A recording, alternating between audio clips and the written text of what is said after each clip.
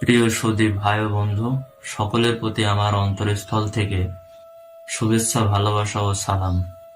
আসসালামু আলাইকুম ওয়া রাহমাতুল্লাহ। আশা করি সকলে ভালো আছেন, কুশলে আছেন। আর সবাই কুশলে থাকেন একান্তভাবে আমারও এটাই কাম্য। শীত যায় যায়, শীত চলে যাওয়ার এই মুহূর্তে শীতকে ঘিরেই সংক্ষিপ্ত এই প্রতিবেদনটুকু সংকলিত। কথাগুলো সকলেরই জানা, তবুও নতুন করে একটু স্মৃতিচারণ করা বা স্মরণ করা, এই আর কি। এখনকার প্রজন্ম যারা, তারা বিষয়টি উপলব্ধি করতে পারবে এবং বিষয়টি তাদের কাছেও স্মরণ স্মরণ করা বা স্মরণীয় হওয়া বাঞ্ছনীয়। যা হোক, এখন ঠিক এই মুহূর্তে নিভৃত গ্রাম বাংলাদেশের ঐতিহ্য ও সংস্কৃতি আমাকে যেভাবে নাড়া দিয়েছে ও আন্দোলিত করেছে, তার জন্যই মূলত খুব একটা উৎসুক হয়েই আমার সামান্য এই প্রয়াসটুকু আপনাদের সামনে এসে এই কথাগুলো বলার বা শেয়ার করার। প্রিয় সুধী, শীতকাল এটি কিন্তু আমাদের কাছে বিশেষ একটি ঋতু। অন্যান্য ঋতুগুলোর মধ্যে কুয়াশার চাদরে মোড়ানো এই শীতকে ঘিরে চলে নানান রকম আয়োজন, পাশাপাশি অনেক সতর্কতা ও সাবধানতাও অবলম্বন করতে হয়। এর প্রতি আমাদের মধ্যে বিশেষ এক ধরনের মনস্তাত্ত্বিক ও শারীরিক পরিবর্তন পরিলক্ষিত হয়। তবে দুটি ক্ষেত্রে কিন্তু আমরা শীতকে দুর্দান্তভাবে উপভোগ করি। এক, খাওয়া দাওয়ার ক্ষেত্রে; দুই, ঘুমানোর ক্ষেত্রে। খাওয়া দাওয়ার ক্ষেত্রে বিভিন্ন ধরনের পিঠাপুলির আয়োজন, নানান রকম রান্না বান্না। আর এ সময় রান্না বান্নাও না কি যে একটা স্বাদ চলে আসে, তা বলা বাহুল্য। গরম গরম খাবার যখন সামনে আসে তখন কিরূপ অবস্থা হয়। তাই তো তৃপ্তি করে খাওয়াটা একটু বেশি হয়ে যায়, পরে যা হবে হবে। এর পরেই আসে ঘুমের সেই আড়ম্বর, স্বপ্নমাখা ঘুমন্ত করিতে পদার্পণের যত সব আয়োজন। সত্যি একটি বিস্ময়। এত আরাম, এত গভীর ঘুম, কখন যে সকাল হয় আর কখন যে বেলা বয়ে যায় তার কোনো ইয়ত্তাই থাকে না। যাই হোক, কম্বল মুড়ি দিয়ে এই আরামের ঘুমের বর্ণনা দিতে গেলে কথা বেড়ে যায়। এটা যারা ঘুম প্রিয় বা ঘুমের পাগল তারাই ভালো বুঝবেন। তবে এখন থেকে ঠিক কিছু বছর পেছনে গিয়ে যদি দেখি, তখন কেমন ছিল আমাদের বাপ চাচাদের অবস্থা। এটা 80-র দশক, 90 দশকের মধ্যে, 90 দশকে আমাদের ক্ষেত্রেই পরিলক্ষিত হয়েছে।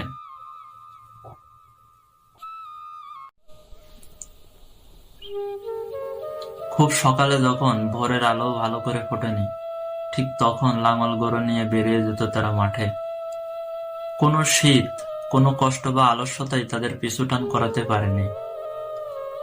খেতে গিয়ে লাঙল গরু নিয়ে শুরু হয়ে যেত তাদের হাল চাষ। বিরামহীন বিশ্রামহীন ভাবে তারা বলদগুলোকে তেড়ে তেড়ে দ্রুত গতিতে হাল চাষ করত। এ সময় ঘটত এক মর্মান্তিক ঘটনা।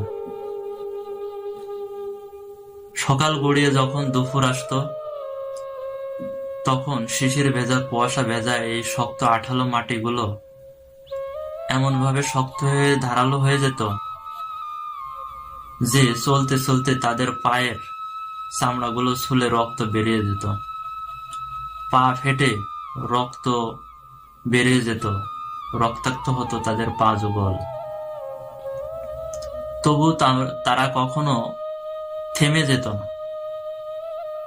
আহ, এই মর্মান্তিক ঘটনাগুলো বলতে গা শিউরে ওঠে।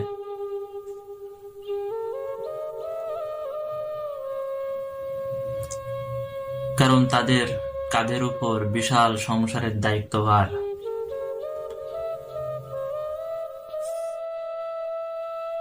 স্বভাবতই এজন্যই কবিগুরু বলেছেন, তাঁতিরা বনে তাঁত, জেলে ধরে মাছ, বহুদূর বিস্তৃত এদের বিচিত্র কর্মভার, তারই পরে ভর করিয়া চলিতেছে সংসার। এখনকার মতো এত সহজ ছিল না তখন। এখন তো ফসল মাড়াই, ফসল রোপণ, ফসল পরিবহনের জন্য কত সব আধুনিক ব্যবস্থা। এরপর বিকালে মাঠ থেকে ফিরে তারা গোসল করে একটু পরিপাটি হয়ে চলে যেতেন গঞ্জে বা হাট বাজারে। একটি বড় ঝুড়িতে করে বাজার করে নিয়ে ফিরতেন সন্ধ্যাবেলায়। আর এ সময় আমাদের মা চাচিরা সেগুলোকে রান্না বান্না করে পরিবারের 10-15 জন সদস্য মিলে রাত্রে খাওয়া দাওয়া করতো সবাই মিলে। তখন খাবার দাবার যে খুব একটা পর্যাপ্ত ছিল তাও নয়, এজন্য মূলত কর্ত্রী বা কর্তা অর্থাৎ বাবা মা অনেকটা হাফ পেট খেয়ে অভুক্ত থাকতে হতো। আর তখন পরিবারেও লোকজন ছিল কতগুলো করে, তবু তাদের মধ্যে শান্তি ছিল বলা যায়। বাপ চাচারা কাজ থাকলে কাজ করতো অথবা ঘুমিয়ে পড়তো, কিন্তু আমাদের মা চাচিরা কিন্তু এ সময় না শুয়ে না ঘুমিয়ে ধান সেদ্ধ করা, ঢেকিতে ধান ভাঙানো, এগুলো তারা অনেক রাত অবধি করত। তারপরে একসময় ক্লান্ত শ্রান্ত হয়ে বিছনায় যেত। তারপরেও তারা খুব সকালে আবার খুব ভোরে উঠে তারা গৃহস্থলের বিভিন্ন বাসি কাজগুলো আগে সেরে নিতেন, যেমন ঘর ঝাড়ু দেওয়া, ঘর গোছানো, উঠান ঝাড়ু দেয়া, গৃহস্থলের বাসন কোসন মাজা, এগুলো করতেন। কিন্তু এখন এখন এগুলো বলার কোনো সুযোগই নেই। কিন্তু এগুলো বলতেছে এই জন্য যে তাদের উপর ভর করে আজকের আমাদের এই সমাজ সংসার, এগুলো কি করে ভুলে যাই।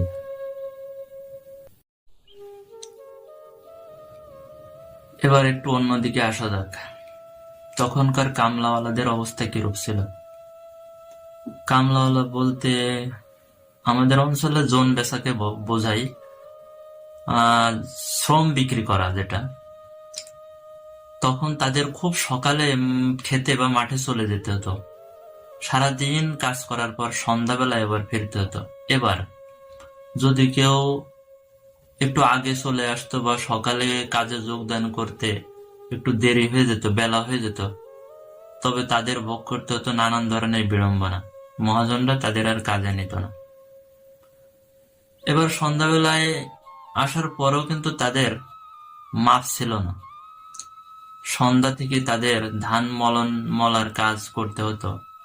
ধানের মলার কাজটা বলতে কি বুঝবেন, এটা হচ্ছে অনেকগুলো গরু একসাথে করে ধান মাড়াইয়ের যে কাজটা, এটা তারা অনেক রাত অবধি করতেন। তারপর অনেক রাত্রে তারা বাড়ি ফিরতেন, তারপর একটু ঘুমোতেন, আবার খুব সকাল হলে তাদেরকে কাজে যেতে হতো। এভাবেই চলতো প্রতিনিয়ত তাদের। কিন্তু এখনকার কামলাওয়ালাদের অবস্থা যখন, এরা 8টা-9টার দিকে ঘুম থেকে উঠে মাঠে যায়।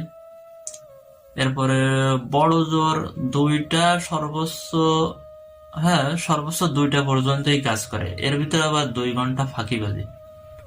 এটা কিরকম, ধরেন একটু খাওয়া দাওয়া, একটু বিড়ি তামাক খাওয়া, পান খাওয়া, এদিক সেদিক করে 2 ঘন্টা তাদের এর ভিতরে কাটিয়ে দিত। এরপরে তারা ঠিক 1টা বা সর্বোচ্চ 2টার দিকে চলে আসে। আহারে অবস্থা এখন। প্রিয়সুধী, আরেকটি বিষয় যেটা বলতে চাই, তখনকার দিন দরিদ্র বা দিন মজুর শ্রেণী যারা ছিলেন, নিতান্তই দরিদ্র, তাদের হাতে তো টাকা পয়সা তেমন ছিল না বললেই চলে। খুব অভাব অনটনের মধ্য দিয়ে তাদের জীবন যাপন করতে হতো।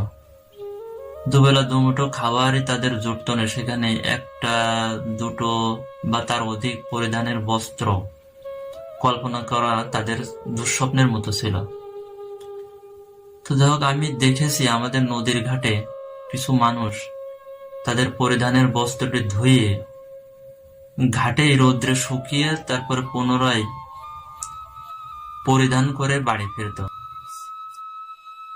এমনই অপ্রতুল্য ছিল তাদের কাপড় চোপড়ের অবস্থা।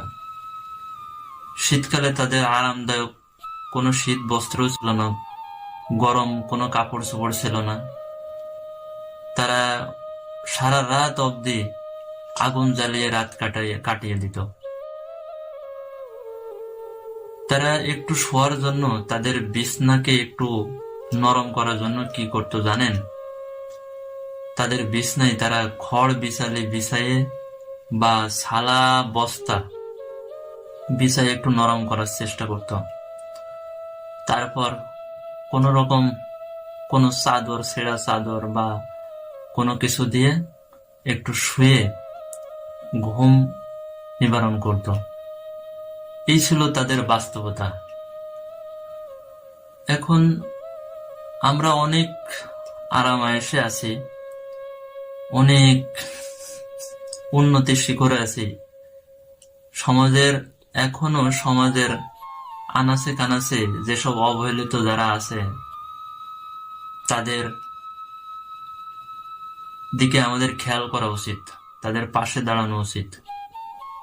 মূলত এই কথাগুলো বলতে গিয়ে আমি অনেক সহজ সরল আঞ্চলিক ভাষা ব্যবহার করেছি, অনেক সাবলীল ভাষায় বলেছি কথাগুলো। যা হোক, এটা ঘটনার প্রেক্ষিতে, সময়ের প্রেক্ষিতে ওইভাবে সহজ সরল ভাবে বলেছি। আশা করি আপনারা বুঝবেন। এটা বলার উদ্দেশ্য মূলত যাদের উপরে ভর করে আমাদের আজকের এই সমাজ সংসার, তাদেরকে ভুলে গেলে তো আমাদের চলবে না। সেই অতীত, সেই ইতিহাস কে আমাদের সম্মান জানাতে হবে। এরকম যারা আছে সমাজে অবহেলিত, তাদের পাশে দাঁড়াতে হবে। এটাই তো। শুভরাত্রি সবাইকে, আবারও সালাম। আসসালামু আলাইকুম।